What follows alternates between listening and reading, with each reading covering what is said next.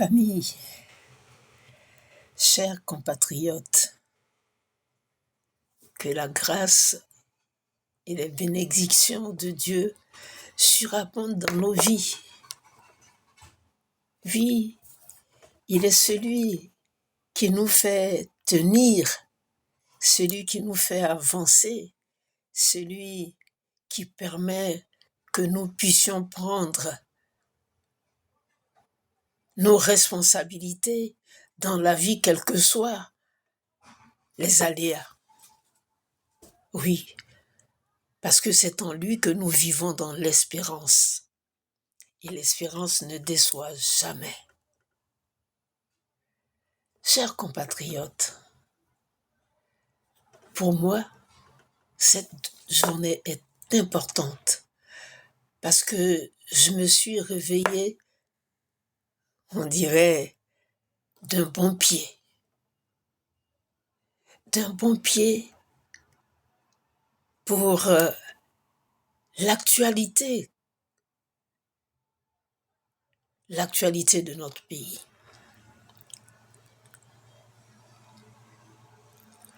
Vous savez, avec cette année 2025, dite année électorale, nous avons tout vu. Mais Dieu n'a pas donné son dernier mot. Il n'a pas donné son dernier mot parce que tous les Ivoiriens, quelles que soient nos appartenances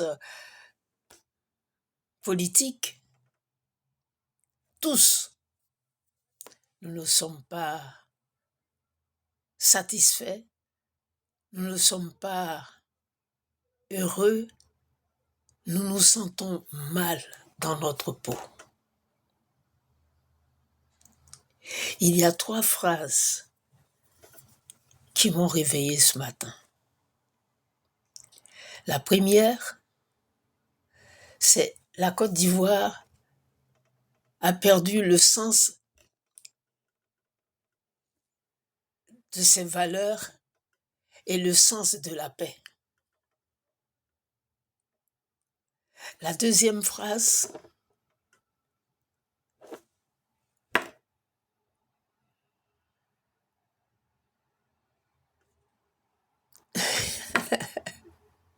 c'est terrible, c'est terrible. C'est tout finit par finir de mon ami, le professeur Léandre Saïri, à qui je fais un petit coucou ce matin. Et puis, la fameuse phrase du président Laurent Gbagbo. Si un fait n'est pas totalement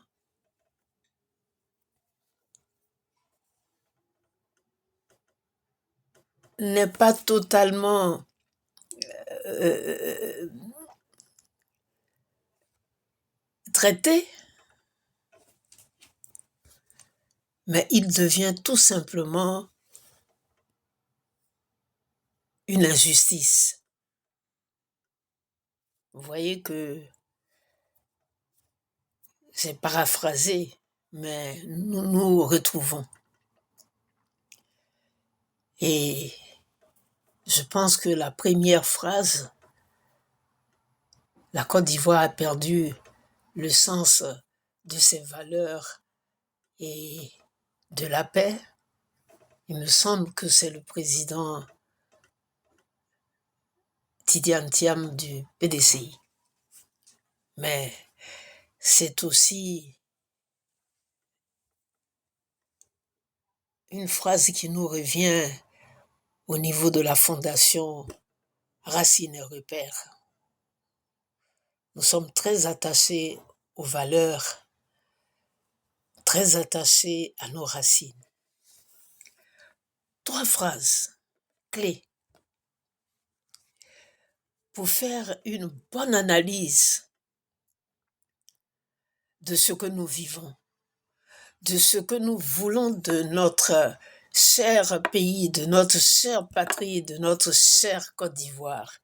Ah, les Ivoiriens, quand ils parlent de la Côte d'Ivoire, tu as vraiment envie d'être Ivoirien. Mais dis donc, vous avez déjà vu quelqu'un qui montre son village de la main gauche? Jamais. Et nous avons raison. Tout finit par finir, a écrit mon ami le professeur Léandre Saïri. Je lui réponds, oui, cher professeur, vous avez absolument raison. Seulement, pour notre pays, tout finira par finir si nous reconsidérons toute l'histoire, la jeune histoire de notre pays écrite sous nos yeux. Qui n'est pas d'accord?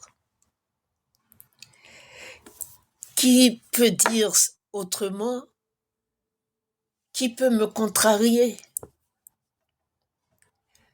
Oui, si nous nous en tenons à nos clans, c'est absolument vrai que nous ne soyons pas d'accord. Mais ce que je veux dire ce matin, et je me tourne vers nos politiques, vers le président Laurent Gbagbo, qui relance le débat de l'injustice faite à la Côte d'Ivoire pour lui dire, Président,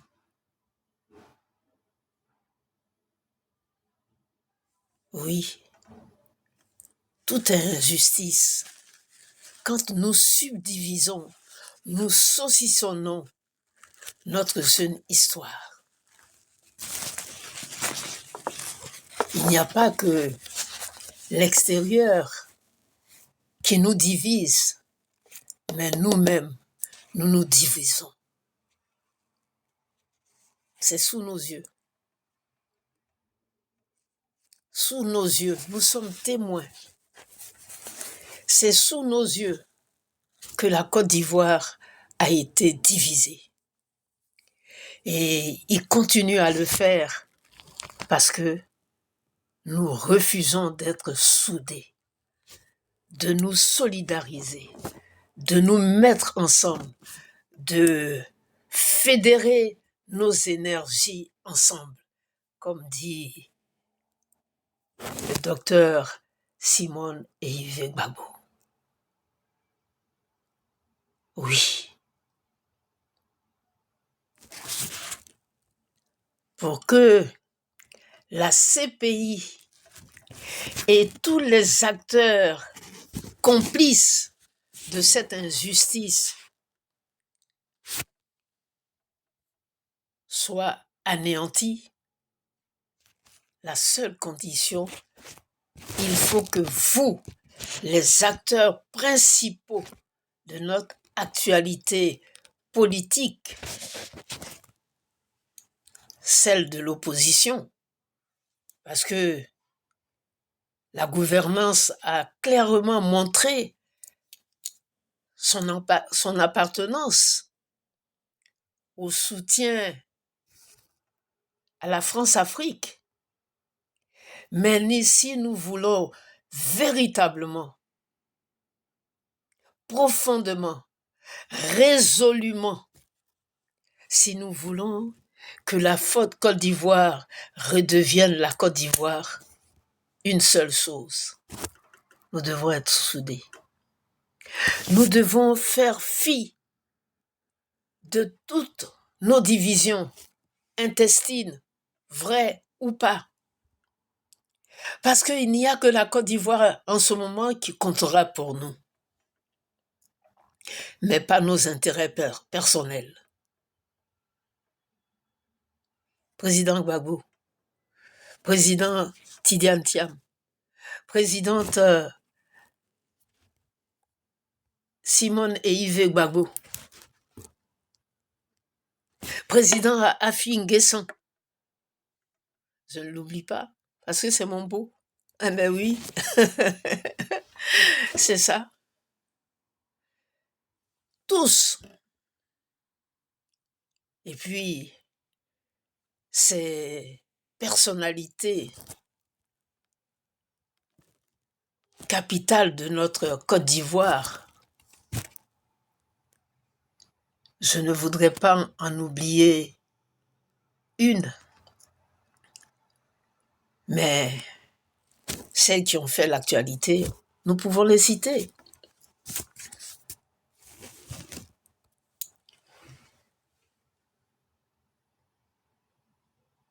Oui, vous voyez, je fais cette pause profonde pour que les noms clés me reviennent.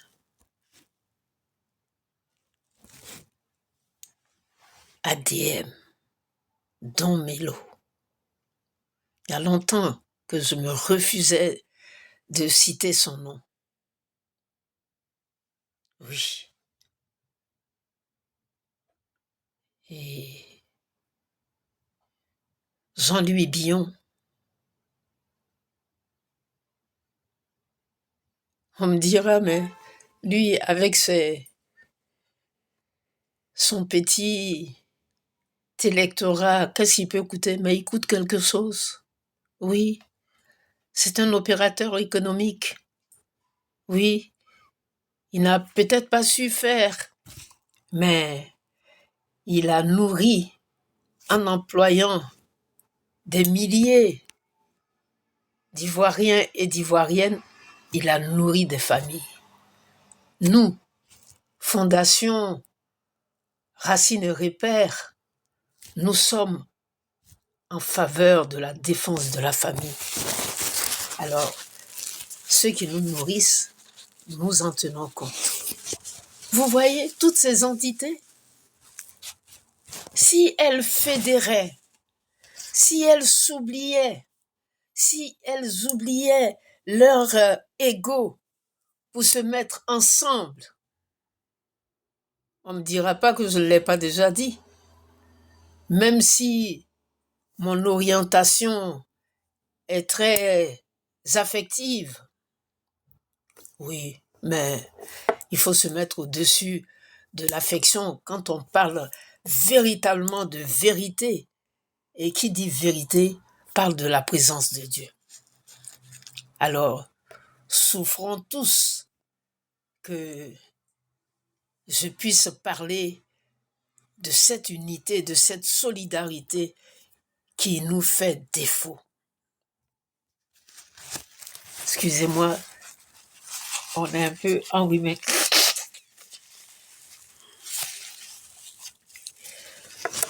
Oui, la Côte d'Ivoire souffre de sa division intérieure et extérieure. Les Ivoiriens sont trop émotifs. Nous sommes trop plongés dans nos émotions, dans nos ressentiments. Et alors, le diable, oui, le diable, appelons-le comme ça, mais en Côte d'Ivoire, nous savons comment nous l'avons identifié. Il en profite. Il nous divise, tout simplement, parce que nous n'avons du temps que pour nos chapelles politiques ou alors pour nos mentors. Ivoiriens, Ivoiriennes, tout finira par finir si Laurent Gbagbo, Simone et Yves Gbagbo, essentiellement Tidiane Thiam, Don Melo,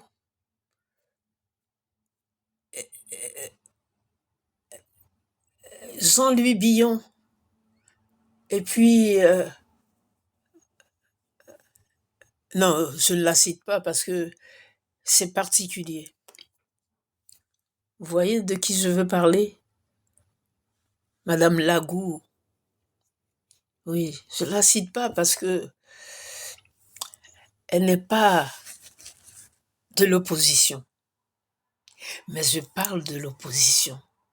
Et je voudrais dire à cette opposition-là que si vous voulez véritablement, nous voulons véritablement nous opposer à la gouvernance, vous avez vu comment elle est futée, maligne, diabolique, machiavélique pour arriver à ses fins. Si nous voulons réellement que tout soit reconsidéré, que nous fassions bloc. Parce que dans cette affaire-là, on ne peut pas subdiviser, saucissonner les, les, la Côte d'Ivoire.